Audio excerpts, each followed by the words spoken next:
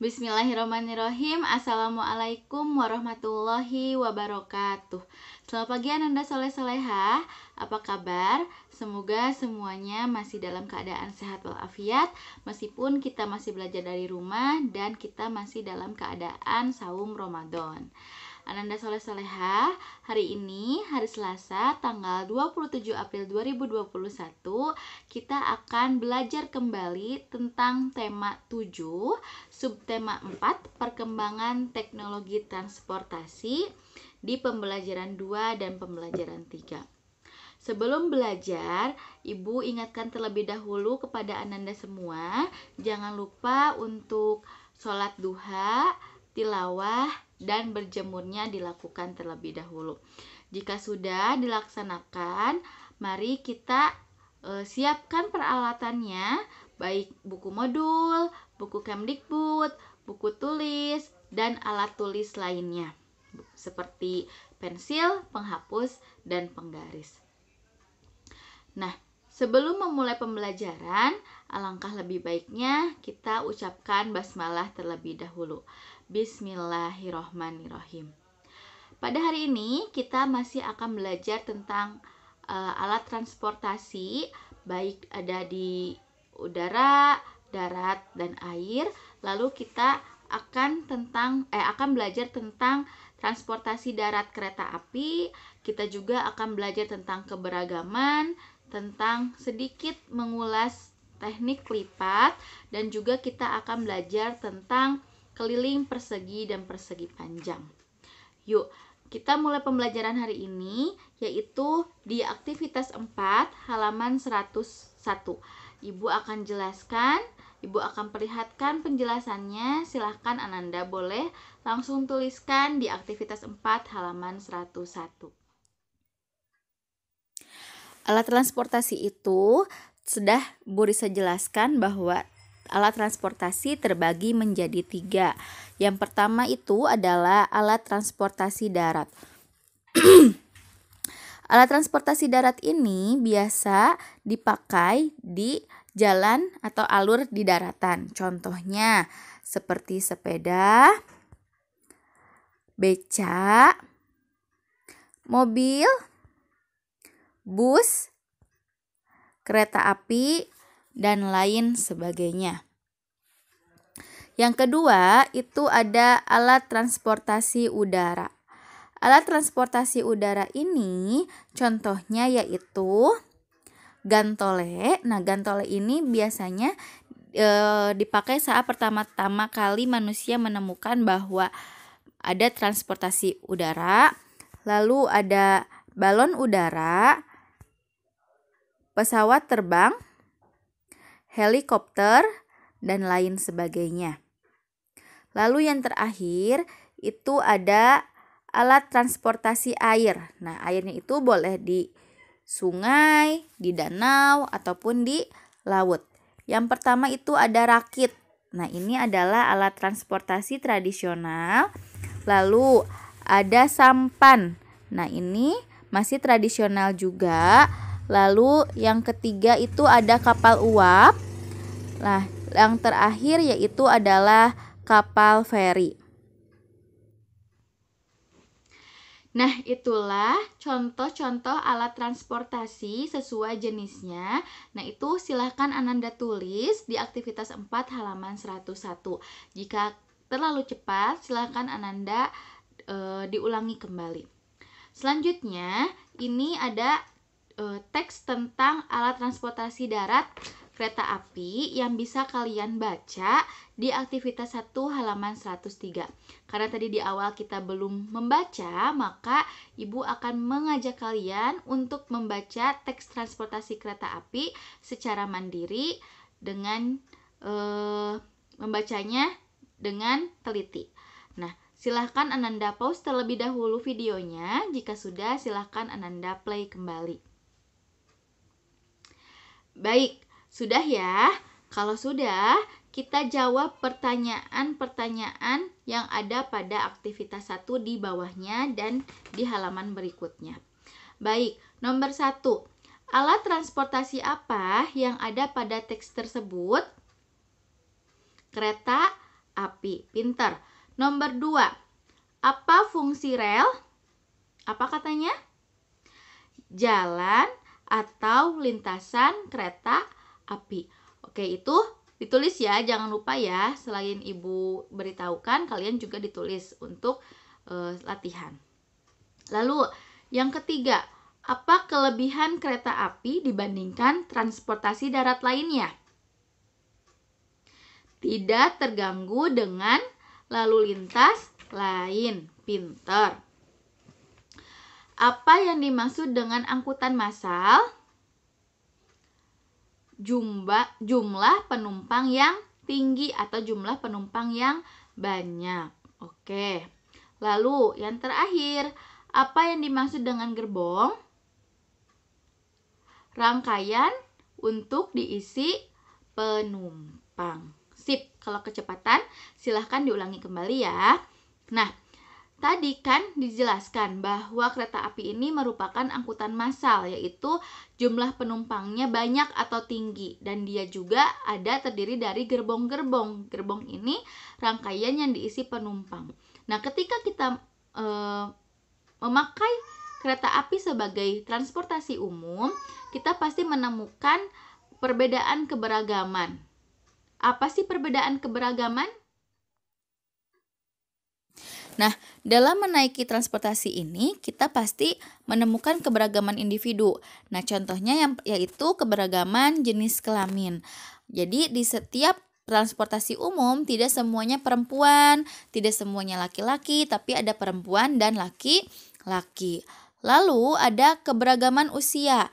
Tidak semua yang menaiki transportasi umum itu umurnya sama. Ada dari bayi sampai lansia atau lanjut usia. Jadi tidak sama umurnya semuanya 9 tahun atau 10 tahun, tidak ya, tapi beragam.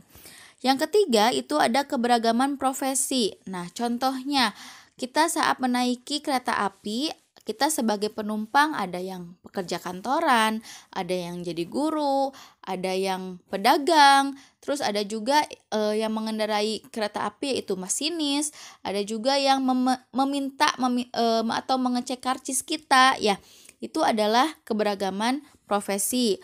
Terus yang keempat itu ada keberagaman agama. Karena Indonesia ini mempunyai beragam agama yang dianut oleh masyarakatnya, maka tidak semua yang menaiki transportasi umum itu hanya agama tertentu, tapi semua agama bisa menaiki transportasi umum yang disediakan oleh pemerintah. Nah, karena ada perbedaan individu atau keberagaman individu, nah itu kita tidak boleh menjadikan perbedaan ini menjadi hambatan untuk kita saling bertoleransi, peduli, sopan, dan santun. Sehingga ketika kalian melihat adanya gambar seperti ini baik di bus, di kereta api, atau misalkan di di bus kota gitu ya, atau di bus antar kota. Nah, ada seperti ini, ada gambar seperti ini, berarti tempat duduk itu diprioritaskan hanya untuk 4 orang itu. Misalkan ada lanjut usia, wanita hamil, penyandang cacat, dan ibu membawa anak. Jadi kalau misalkan penuh nih, kalian gak kebagian tempat duduk prioritasnya kosong, boleh diisi oleh kalian. Namun ketika ada lanjut usia, wanita hamil, penyandang cacat, dan ibu membawa anak, ini harus didahulukan tempat duduknya untuk mereka. Nah, keberagaman juga berlaku ketika kita berhak memilih transportasi apa yang akan kita gunakan. Misalkan kita hari ini karena tidak terburu-buru boleh memakai mobil gitu ya, atau misalkan kita ketika akan keluar kota ada yang memilih untuk menaik mobil, ada yang ingin memilih untuk menaik bus, atau ada yang memilih untuk menaiki kereta api, ya itu terserah, kita bebas untuk memilih transportasi itu. Nah, di sini silahkan Ananda buka aktivitas 5 halaman 102. Di sini ada aktivitas 5, yaitu ada cerita tentang anak-anak murid kelas 3 yang diantar oleh orang tuanya saat berangkat ke sekolah. Dan itu merupakan setiap anak itu berbeda ya. Kita harus tetap melaksanakan toleransi, menghargai ya, sopan dan santun. Nah, di sini kalian pasangkan nama murid sesuai alat transportasi yang digunakannya menuju sekolah. Silahkan Ananda kerjakan secara mandiri atau sendiri-sendiri. Itu nanti ini merupakan tugas pertama kalian. Kalau misalkan sudah dikerjakan, silahkan Ananda fotokan dan dikirimkan melalui aplikasi Edmodo. Baik, kemarin juga kalian sudah belajar tentang cara teknik lipat dengan membuat kapal air atau perahu ya. Ada dua cara. Cara yang pertama diberikan oleh Bu Risa dan cara kedua yaitu yang dilihat dari contoh yang ada pada modul di aktivitas 4 halaman 96. Sekarang kita isi nih di aktivitas 3 halaman 104. Silakan Ananda buka dan langsung isikan apa yang telah Ibu beritahukan. Nomor 1, membuat mainan mobil dari kertas menggunakan teknik lipat. Baik, nomor 2, teknik lipat digunakan untuk apa? Untuk membuat karya dari kertas. Nomor 3, bahan yang cocok digunakan dalam teknik lipat adalah kertas warna. Lalu yang keempat, alat yang digunakan untuk memotong kertas adalah pinter, yaitu gunting. Dan yang kelima, alat yang digunakan untuk menyambung kertas adalah lem atau solatip. Nah, itu adalah tentang teknik lipat yang telah Ananda gunakan saat membuat karya perahu pada kertas. Selanjutnya, Ananda juga kemarin sudah belajar tentang keliling persegi panjang dan keliling persegi. Ibu akan ingatkan terlebih dahulu rumusnya ya. Baik, rumus keliling persegi panjang itu ada 2. Terserah kalian boleh memilih yang mana. Yang pertama itu adalah 2 kali P ditambah 2 kali L. P-nya itu panjang dan L-nya itu lebar. Lalu yang rumus kedua yaitu 2 kali panjang tambah lebar atau 2 kali P tambah L. Itu terserah kalian mau pilih yang atas atau yang bawah, yang pasti isinya bakal sama. Jangan lupa untuk P itu panjang, L itu adalah lebar. Jangan sampai tertukar saat kalian memasukkan panjang dan lebarnya. Lalu yang kedua itu ada persegi. Persegi ini rumusnya adalah 4 kali S. Nah, S itu apa? S itu adalah sisi.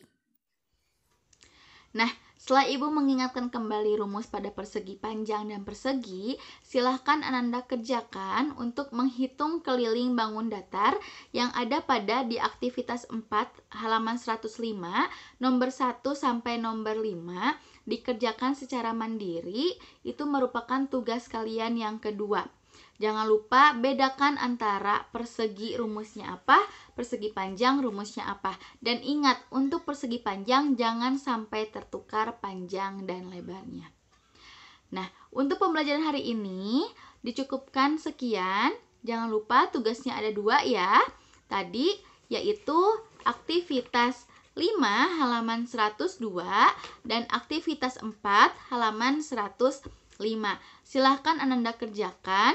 Nanti setelah dikerjakan, difotokan, dan hasil pengerjaannya, hasil fotonya itu dikirimkan melalui aplikasi Edmodo. Jangan lupa jika Ananda semua ada yang kurang dimengerti atau yang kurang dipahami, jangan sungkan untuk menanyakan kepada wali kelasnya masing-masing. Sekian pembelajaran hari ini. Mohon maaf apabila ada kekurangan dan kesalahan. Tetap semangat ya belajar di bulan Ramadan. Insya Allah kita bertemu di pembelajaran selanjutnya. Wabillahi taufiq wal hidayah. Wassalamualaikum warahmatullahi wabarakatuh.